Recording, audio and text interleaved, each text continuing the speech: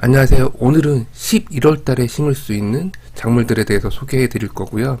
11월 7일이 입동이니까 겨울에 심을 수 있는 작물이라고 할 수도 있겠네요. 보통 11월 달, 12월 달 하게 되면, 그리고 또 겨울 하게 되면 어떤 작물도 심지 못한다고 생각하는 것이 일반적이거든요. 땅이 꽁꽁 얼어가지고 어떤 것도 파종할 수 없고, 그리고 모종도 구입할 수 없고 정식할 수 없다고 생각하지만 의외로 11월 달에 심을 수 있는 그런 작물들이 꽤 많이 있거든요. 그렇지만 보통은 심는 시기를 알려주는 것이 전문 농가에서 전문적으로 작물을 심는 경우에 한해서 심는 시기를 알려주다 보니까 좀 늦게 심을 수 있음에도 불구하고 아예 그냥 심는 것조차를 시도조차 하지 못하는 그런 경우를 많이 보고 있거든요. 저희처럼 작은 텃밭일 경우에는 텃밭 활용도를 높이기 위해서 심는 시기를 최대한 넓게 잡아 놓는 것이 좋거든요. 그렇다고 해서 10월 달에 꼭 심어주면 좋을 작물을 11월 달이라든지 12월 달 겨울에 심을 이유는 없습니다. 그렇지만 저희처럼 작은 텃밭일 경우에는 텃밭 활용도를 높이기 위해서 지금 보시는 것처럼 배추를 수확하고 또는 김작물을 수확하고 또는 늙은 호박을 수확한 자리에다가 다른 작물들을 심어주면 참 좋거든요. 보통 10월 달에 심는 것을 다 마무리 짓는다고 생각하기 때문에 올해 농사는 심는 것은 다 끝났고 수확만 마무리하고 정리해야지 라고 해서 심을 수 있음에도 불구하고 심지 못하는 경우를 종종 보거든요. 이것은 비단 그냥 제 경험치만 가지고 말씀드리는 것이 아니라 11월 달 하게 되면 의외로 땅이 꽝꽝 얼어있는 상태가 아닌 경우가 상당히 있거든요. 과거 11월 날씨를 보고선 왜 땅이 얼지 않는지에 대해서 잠깐 설명드리도록 하겠습니다. 지금 보시면 기상청 자료이고요. 2020년 11월 달 기준 데이터예요. 보면 전체적으로 영하로 내려가지 않은 것을 확인할 수 있고 11월 중순까지도 영하로 내려간 날씨를 거의 확인하지 못했고 이후에 이제 11월 21일 이후부터 이제 영하 날씨를 좀 보이면서 11월 말 정도가 돼서야 지금 최저기온 2.3도 그리고 최저기온 3.6도까지 내려간 것을 확인할 수 있습니다. 의외로 날씨가 11월 달임에도 불구하고 영하의 기온으로 떨어지시는 것은 11월 중후반부이거든요. 그리고 이렇게 영하 2도, 3도까지 떨어졌다 하더라도 땅이 꽝꽝 얼어붙는 것이 아니기 때문에 충분히 추위에 강한 작물 같은 경우에는 파종도 할 수 있고요. 그리고 모종 정식도 가능합니다. 본격적으로 이제 12월 달에 심을 수 있는 8가지 작물에 대해서 소개를 해 드릴 거예요. 물론 11월 달 굳이 입동이 지난 다음에 이 작물을 꼭 심어주세요 라는 얘기는 아니고요. 조금 더 여유를 가지고서 심는 시기를 확보하자는 의미니까요. 그것을 감안해서 시청해 주시면 될 것 같습니다. 첫 번째로 소개해드릴 작물은 명이나물 산마늘이에요. 조금 텃밭에서는 생소할 수 있는 작물이 있지만 추위에 강한 작물이고, 그리고 11월 크게는 12월까지도 땅이 얼지만 않았다고 한다면 길게 보고 심을 수 있는 그런 작물 중에 하나입니다. 그리고 남부지역 같은 경우에는 4월달까지 땅이 얼지 않는 조건이라고 한다면 언제든 구근을 구입해가지고 심어주시면 됩니다. 명이나물 같은 경우는 제가 한 번도 소개해드린 적이 없는 것 같아요. 심는 방법이라든지 그리고 수확 방법 이런 것들 설명드리지 않은 것 같아서 심는 방법을 간단하게 소개해드릴게요. 심는 간격은 사방으로 20cm 간격으로 심어주신다고 생각하시면 돼요. 20cm는 보통 성인 기준으로 해서 한 뼘 정도 간격이니까 한 뼘 텀을 두고선 심어주시면 되고, 그리고 한 구멍당 하나의 이런 구근을 심는 것이 아니라 지금 쪽이 한 2개 정도 올라와 있는데 이렇게 4개 정도를 합해가지고 한 구멍에 심어주시면 됩니다. 심어주실 때에는 물에 담궜다가 물에 한 1시간에서 2시간 정도 심지 후에 심어주게 되면 구근을 심고 물을 흠뻑 주지 않아도 되니까 그렇게 심어주시는 것이 가장 이상적이고요. 이후에는 저 같은 경우에는 완겨가 좀 있어가지고 완겨를 깔아주었는데 집에 볏짚이 있다고 한다면 볏짚을 씌워주는 것도 한 가지 방법입니다. 지금 보시는 것처럼 촉이 약간 올라오게 이렇게 약간 깊게 심어주시면 되고요.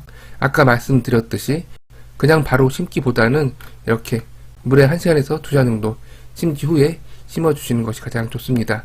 이렇게 겨울에 심게 되면 겨울 동안에는 싹이 올라오지 않아요. 죽은 것이 아니고 휴면 중이니까요. 봄이 되면 싹이 올라올 겁니다. 그리고 또 주의할 점이 지금 보시는 이 구근은 4년근이에요. 보통 1년근이나 2년근 이런 것을 구입해서 심기보다는 4년근에서 5년근 그 이상의 근을 구입해서 심어 주셔야지만이 다음 해에 수확을 할 수 있습니다. 그리고 다음에 수확 못하더라도 다다음 해에는 수확할 수 있으니까요. 구근 4년근 이상을 구입해 주시는 것이 좋고, 작은 텃밭이라고 한다면 이렇게 구근을 심어 주시는 것이 좋지 파종을 하는 것을 추천드리지 않아요. 왜냐하면 명이나물 같은 경우에는 파종하고선 5년 차 후부터 수확을 진행할 수 있기 때문에, 그리고 잎이 출현한다 하더라도 2개의 잎이 나왔다 하더라도 1개의 잎밖에 수확을 못하기 때문에 꽤 많은 노력이 필요한 것이 이 명이나물이에요. 말 그대로 나물 중에서는 아주 귀한 나물이라고 할 수 있는데, 텃밭이 그리 크지 않은 상황에서 5년 동안 명이나물 밭을 만들어 둘 수는 없는 상황이잖아요. 씨앗을 파종하기보다는 저처럼 이렇게 구근을 구입하셔가지고 4년근, 5년근 구근을 구입하셔가지고 심어주시는 것이 좋습니다. 다음은 완도콩입니다. 완도콩 하면 3월달에 심는 아주 대표적인 작물이죠. 그리고 좀 날씨가 따뜻하다고 한다면 중부 지역에서도 3월달이 아닌 2월달, 2월 중순부터도 파종하는 것이 바로 이 완도콩입니다. 그렇지만 중북부 지역이 아닌 남부 지역의 경우에는 이 봄파종보다는 가을 파종을 많이 하는 것이 이 완두콩이에요. 그리고 추위에 워낙 강하기 때문에 10월달이 적기일 수 있지만 11월달 아까 보셨듯이 서울 기온인데도 불구하고 11월 초에는 영하로 떨어지지 않았거든요. 작년 기준 말이죠. 그런데 이젠 서울이 이런데 남부 지역 같은 경우에는 더 많이 따뜻하겠죠. 10월달에 혹시라도 완두콩을 파종하지 못했다고 한다면 11월달에도 완두콩 파종이 가능하니까요. 그렇게 진행해 주시면 되고, 그 기준은 항상 땅이 언제부터 얼 거냐가 관건이니까요. 그 부분을 고려해서 지역별로 파종을 진행해 주시면 됩니다. 저 같은 경우에도 한 번도 가을이나 겨울에 이 완두콩을 심어본 적이 없어요. 저희 텃밭은 안성, 경기도 안성 지역에 있는데 한 번도 시도해 보지 않았지만 올해 한번 11월 달에 파종을 진행해 볼까 합니다. 물론 약간은 추운 지역이기 때문에 실패 확률도 있어요. 그렇지만 요즘은 점점 봄파종 같은 경우에는 심는 시기가 점점 빨라지고 있고, 지구온난화 때문에 말이죠. 그리고 가을 파종 같은 경우에는 좀 더 늦게까지 파종할 수 있고 모종을 정식할 수 있는 것 같아요. 그래서 완두콩 같은 경우에도 조금 추운 지역임에도 불구하고 올해 한번 좀 더 기다렸다가 11월달 정도에 파종을 진행해 볼 계획입니다. 지금 보시는 것처럼 봄이 되면 이렇게 싹이 이렇게 올라오게 되고요. 완두콩 같은 경우에는 텃밭에서 저 같은 경우 매 심어주고 있는 그런 대표적인 작물이에요. 추운 시기에 심어주기 때문에 병충해가 거의 없고요. 그리고 초 텃밭지기도 파종만 해서 싹만 올리게 되면 지금 보시는 것처럼 이렇게 통통한 완두콩을 수확할 수 있고, 조금 넉넉하게 심은 다음에 수확 후 바로 꽁꽁 얼려가지고 냉장 보관하게 되면 1년 동안 먹을 수 있는 것이 이 완두콩입니다. 다음으로는 쪽파예요. 쪽파는 아마도 여러 번 제가 소개해드린 그런 텃밭 대표적인 작물이라고 할 수 있는데요. 쪽파 같은 경우에 이렇게 여러 번 소개해드리고 계속해서 추천드리는 이유는 싹 출현 확률이 아주 높아요. 거의 99% 싹이 올라오는데, 심는 방법만 안다고 한다면 이후에 농약을 치지 않고선도 방임으로 유기농으로 재배할 수 있는 것이 이 쪽파입니다. 생긴 것은 대파와 아주 비슷하게 생겼지만 대파보다 더 실용적이라고 저 개인적으로 생각하거든요. 언제든 심을 수 있고, 그리고 싹이 나올 확률이 상당히 높기 때문에 대파보다도 키우기 쉬운 그런 작물 중에 하나입니다. 대파 같은 경우는 씨앗을 파종할 경우에는 상당한 기간이 필요하거든요.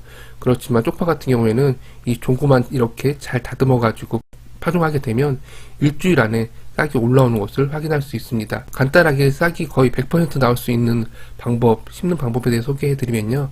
지금 보시는 것처럼 뿌리를 이렇게 다듬어 주시고요. 그리고 싹이 나올 부분을 과감하게 이렇게 한 5분의 1 정도 잘라 주신 다음에 심어 주시면 지금 보시는 것처럼 일주일 안에 싹이 거의 대부분 나옵니다. 지금 보시면 유공비닐에다가 제가 쪽파를 심었는데요. 쪽파 싹이 나오지 않은 구멍이 거의 없을 정도로 싹 출현율이 상당히 높은 그런 작물 중에 하나입니다. 물론 가장 효율적인 쪽파 심는 시기는 8월 말에서 9월 초예요. 왜냐하면 8월 말에서 9월 초에 심어줘야지만이 그 해에도 수확해 먹고, 그리고 다음에 봄에도 수확해 먹을 수 있거든요. 그렇지만 11월달 이렇게 늦게 파종하게 되면 그 해에는 드실 수 없기 때문에 조금은 실용성은 떨어지지만 텃밭 활용도는 높일 수 있다는 장점을 가지고 있습니다. 다음으로 소개할 작물은 마늘이에요. 한정 마늘 기준으로 설명드릴게요. 보통 마늘의 경우에는 10월 대표적인 작물 중에 하나예요. 그리고 땅이 얼기 전에 심어야 되는 그런 대표적인 작물이기도 해요. 이런 마늘을 11월 달에 심는다고? 라고 해서 약간 의아해 하실 수 있으세요. 물론 대량으로 재배를 하고 그리고 텃밭에 여유가 있다고 한다면 적절히 심는 것이 맞지만 저희처럼 텃밭 면적이 많지 않다고 한다면 후작으로 심을 수 있는 것이 이 마늘입니다. 제가 어머니께서는 천안에서 텃밭 가꾸기를 하고 계시고 그리고 천안에서 오랫동안 과수원 일을 하셨어요. 그 과정 속에서 어려서부터 이 마늘을 파종해 보았는데 심지어는 충남 천안 기준으로 해서 저희 텃밭이 저희 과수원이 천안에 있었거든요. 천안 기준으로 해서 1월 달에도 이 마늘을 심어본 기억이 있고요. 그리고 김장 배추와 김장 물을 수확한 차례에다가 한정 마늘을 여러 번 파종해 보았습니다. 그렇기 때문에 단순히 기본적인 데이터만 가지고서 설명드린 것이 아니라 경험치를 가지고서 설명드린 부분이니까요. 혹시라도 마늘을 10월 달에 못 심었다 또는 텃밭이 없어가지고 못 심었다라고 한다면 밭을 만들고 마늘 한번 심어보세요. 마늘 같은 경우에는 보통 이렇게 늦게 심게 되면 싹을 그 해에는 아예 보지 못할 수도 있어요. 그렇지만 지금 보시는 것처럼 이렇게 뿌리가 길게 마늘, 씨마늘보다도 한 2배, 3배 길게 활착된 것을 확인할 수 있고요.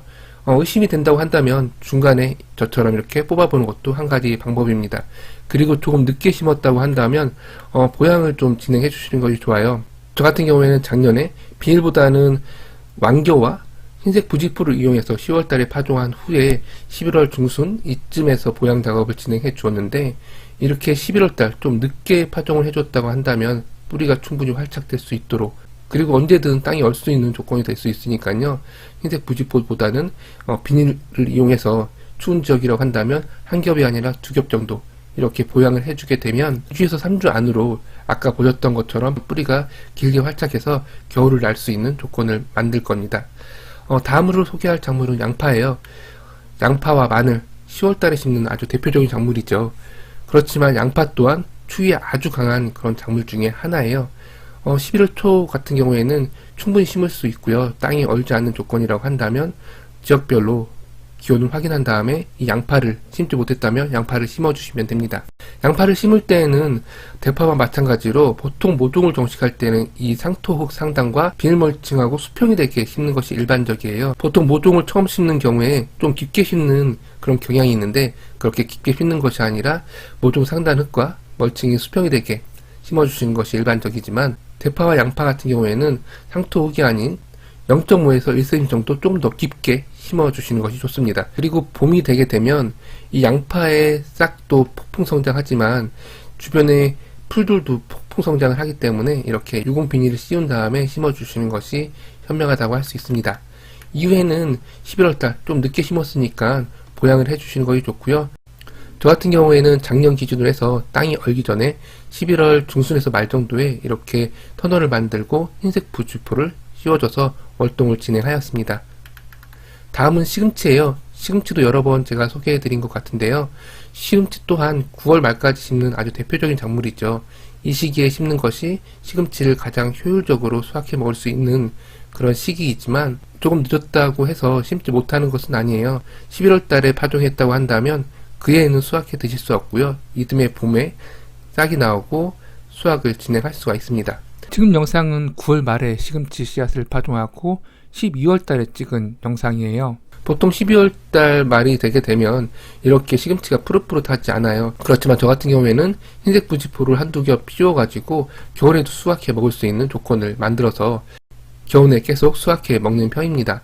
여러분들도 혹시라도 9월 달에 시금치를 파종했다고 한다면 그리고 겨울에도 신선한 아주 달고 맛있는 월동 시금치를 먹고 싶다고 한다면 이렇게 흰색 부직포를 씌워서 키워주시면 겨울에도 시금치를 수확해 드실 수 있습니다. 그렇지만 이제 11월 달이라든지 10월 달이라든지 이런 시기에 시금치를 파종했다고 한다면 시금치를 12월 달에는 수확해 드실 수 없고요. 이듬해 봄에 한 3월 달 정도가 되게 되면 이렇게 싹이 나오는 것을 확인할 수 있고 월동 시금치와 달리 봄이 되게 되면 기온이 점점 올라가기 때문에 싹이 나오고 엄청나게 빠른 속도로 성장을 해요. 추대가 나오기 전에 재빨리 수확해 드시는 것이 요령이라면 요령일 수 있습니다. 다음은 대파입니다. 대파 또한 땅이 얼지 않는 조건이라고 한다면 1년 내내 언제든 심어도 되는 그런 대표적인 작물 중에 하나예요. 보통 이렇게 대파 모종을 구입해서 정식해 주신 것이 일반적이고요. 작은 텃밭에서는 씨앗을 파종하거나 모종을 만들기보다 이렇게 건강한 대파 모종을 구입해서 정식을 진행해 주시면 됩니다. 물론 11월달 이렇게 추운 시기에 심었다고 한다면 그 해에는 수확이 당연히 어렵겠죠. 그렇지만 봄이 되게 되면 쑥쑥 대파가 자라니까요. 이후에는 이 정도 사이즈라고 하더라도 수확해 드실 수 있으니까요. 1년 내내 두고선 수확해 드시면 됩니다. 다음은 상추예요. 상추도 여러 번 제가 설명드렸던 작물 중에 하나인데요. 상추 지금 보시면 아주 야들야들해서 이렇게 연약해 보이는 상추가 월동이 가능할까? 라고 생각하실 수 있지만 시금치만큼이나 추위에 강한 대표적인 작물 중에 하나가 이 상추입니다. 상추 파종할 때 주의할 점은 이 광발화 씨앗이기 때문에 흙을 너무 많이 덮어주게 되면 싹이 올라오잖아요. 그렇기 때문에 흙을 최대한 얇게 도복해 주시는 것이 상추 재배의 포인트라면 포인트일 수 있습니다. 이후에는 병충해가 거의 없기 때문에 텃밭지기 입장에서 텃밭에서 가장 키우기 쉬운 작물 하면 이 상추거든요. 상추도 1년 내내 언제든 심을 수 있는 그런 작물 중에 하나이니까요.